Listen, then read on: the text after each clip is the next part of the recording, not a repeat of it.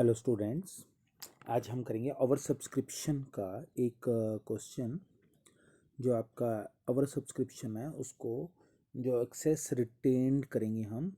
Over subscription में जो share access होंगे उसको रिटेन करेंगे अलॉटमेंट और कॉल में। ठीक है, एक क्वेश्चन देखिए ज़रा बच्चों। A company issue 50,000 shares, 10 each, payable 4 on application, 5 on allotment and 1 on final call. Application were oversubscribed to the extent of 48,000।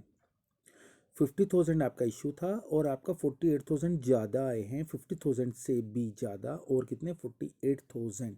मतलब कि हम उसको बोल सकते हैं हमारे पास 98,000 शेयर्स आए हैं। अलॉटमेंट हम उसको कैसे कर रहे हैं, देखिए ज़रा अलॉटमेंट कैसे कर रहे हैं। ये क्वेश्चन में ही गिवन है आपके पास। कैटेगरी 1 में शेयर अप्लाइड हुए हैं आपके पास 5,000 के लिए और उसको अलॉटेड किए हैं 5,000। जिसने 5,000 के लिए अप्लाई किया था उसको 5,000 ही मिले। जिसने 25,000 के लिए अप्लाई किया था उसको 20,000, और जिसने 24,000 के लिए अप्लाई किया था उसको 10,000, और जिसने 4,000 के लिए अप्लाई किया था उसको 15,000, और जिसने 4,000 के लिए अप्लाई किया था उसको नील। टोटल शेयर्स आपके पास आए हैं 98,000 और टोटल आपके अलॉटेड हुए 50,000, क्योंकि आपने 50,000 ही इशू किया था, तो इसलिए हम 50,000 ही करेंगे। तो देखिए, as per the article of association the excess money received on application shall be retained for allotment and the call, and an excess money left after these adjustments shall be returned।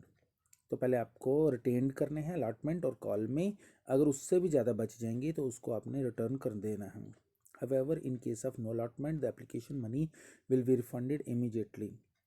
अगर किसी का allotment नहीं हुआ है उसको immediately वापस करना है आपने, और इसकी एंट्रीज करनी है। और ये जीके बोर्ड में ऑलरेडी क्वेश्चन आ चुका है, इसका पहले आप देखेंगे वर्किंग नोट्स। देखिए, अप्लाइड और अलॉटेड में हमने सेम वही लिखा जो क्वेश्चन में गिवन था। ठीक है, अप्लाइड 5,000, अलॉटेड 5,000। सेकंड में कैटेगरी में 25,000 अप्लाइड और 20,000 अलॉटेड, ऐसे ही सारा वही हमने लिखा, हमने अपने से कुछ नहीं इसमें लिखा। ओके, फिर देखिए ज़रा एप्लीकेशन का जो रेट है क्वेश्चन में गिवन है, एप्लीकेशन का रेट था 4 रुपीज़। तो इसका मतलब कि आपने जब रिसीव्ड किए हैं तो 4 रुपये के साथ ही मल्टीप्लाई हुआ होगा ना। तो 5,000 अलॉटेड था जिसका, उसको 4 के साथ मल्टीप्लाई 20,000। जिसका 20,000 के साथ आया हुआ था, जिसका 25,000 आए हुए थे उसको 4 के साथ 1 लाख। जिसका 24 आया उसका 4 के साथ 96,000। ऐसे सारे इसने मल्टीप्लाई किए। जो अप्लाइड के साथ आप 4 को मल्टीप्लाई करो तो एप्लीकेशन मनी रिसीव्ड में आपका आ जाएगा। तो टोटल एप्लीकेशन मनी रिसीव्ड हुआ 3,92,000। फिर अलॉटेड था तो वो हम लिखेंगे एप्लीकेशन मनी ऑन अलॉटेड, उसमें भी 4 के साथ मल्टीप्लाई करेंगे। 5,000 को 4 के साथ, 20,000 को 4 के साथ, 10,000 को 4 के साथ, 15,000 को 4 के साथ।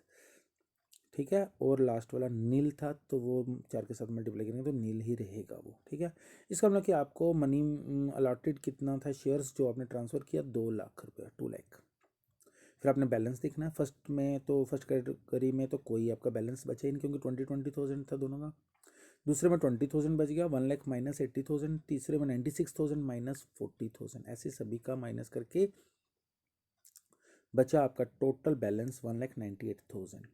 फिर आपने क्या करना है, अलॉटमेंट में एडजस्टमेंट करना है।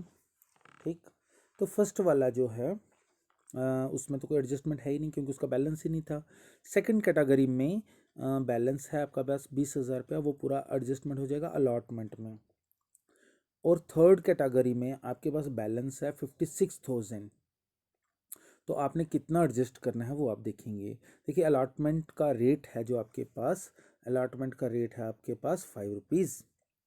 तो 5 रुपीज़ को अगर हम मल्टीप्लाई करेंगे 10,000 के साथ, मतलब कि आप कैटेगरी थर्ड देख रहे हैं, अलॉटेड शेयर्स कितने हैं उसके 10,000 और 5 रुपीज़, तो 5 के साथ मल्टीप्लाई करेंगे तो 50,000 उसका एडजस्ट होता है अलॉटमेंट में। लेकिन हमारे पास बैलेंस में 56,000 है। कैटेगरी 3 में देखिए बच्चों, 56,000 आपके पास बैलेंस है, तो 6,000 आपका बच रहा है, वो आपका फर्स्ट कॉल में चला जाएगा या कॉल में चला जाएगा। ठीक है, फिर फोर्थ वाला कैटेगरी में देखेंगे फोर्थ वाले कैटेगरी में देखेंगे आप, आपके शेयर्स अलॉटेड हैं 15,000 और इसका बैलेंस है 1 लाख। अब देखेंगे अलॉटमेंट में कितना एडजस्टेड होता है, 15,000 इंटू 5, 75,000 एडजस्ट होता है अलॉटमेंट में, और आपके पास फिर बच रहे हैं 25,000। फिर हम देखेंगे उसका कि कॉल में कितना एडजस्ट हो सकता है उसका, 15,000 शेयर इंटू 1 रुपया करेंगे तो 15,000 ही होता है। तो हमने उतना ही करना होता है जितना हमारा मैक्सिमम एडजस्ट हो सके, ठीक है। 75 और प्लस 15,000 तो वो बन गया आपका 90,000। फिर 10,000 रुपये बच रहा है तो उसको हम रिफंड कर देंगे, जैसे कि आपके पास क्वेश्चन में लिखा हुआ था कि जो आपके पास फिर एक्सेस बचेगा उसको हम इमीडिएटली वापस करेंगे। वो 10,000 आपका वापस आ गया। और लास्ट कैटेगरी में 16,000 जो था उसका कोई हिसाब नहीं था, वो सारा वापस करेंगे क्योंकि उसकी कोई अलॉटमेंट नहीं है।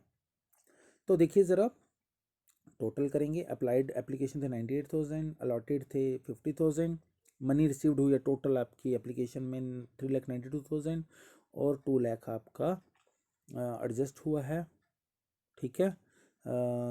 और उसके बाद 1,92,000 बैलेंस था, और जिसमें अलॉटमेंट में आपका एडजस्ट हुआ 1,45,000 और कॉल में एडजस्ट हुआ 21,000 जो आपके टोटल आ रहे हैं ऊपर से, और रिफंड हुआ आपका 26,000। अब आप इसका जर्नल देखेंगे ज़रा, एप्लीकेशन में रिसीव्ड हुआ आपका 3,92,000 और ट्रांसफ़र में जब करना है 3,92,000 ही एप्लीकेशन के सामने लिखना है, लेकिन कैपिटल में आपका 2 लाख चाहिए था आपका। तो जो आपने एडजस्टमेंट की, रिफंड की 26,000 जो लास्ट वाला था आपके पास, अलॉटमेंट में 1,45,000 और कॉल में 21,000, ठीक है। फिर उसके बाद अलॉटमेंट को ड्यू करेंगे, ठीक। तो ड्यू में आपने 50,000 इंटू 5 करना है, 2,50,000, जिसमें से 1,45,000 आपका ऑलरेडी आ चुका है। आप माइनस भी कर सकते थे, अलॉटमेंट में भी आप 2,50,000 लिख सकते थे, और बैंक अकाउंट और उसको डेबिट करना था शेयर एप्लीकेशन क्योंकि वहाँ से आया था ये, ठीक है। ऐसे भी कर सकते थे। फाइनल कॉल को भी वैसे ड्यू करेंगे, और जैसे इसने 21,000 कॉल्स इन एडवांस बोला है, ठीक है, वैसे भी लिख सकते हैं। ऊपर वाले में भी आप अलॉटमेंट में भी वैसे ही लिख सकते थे, ओके।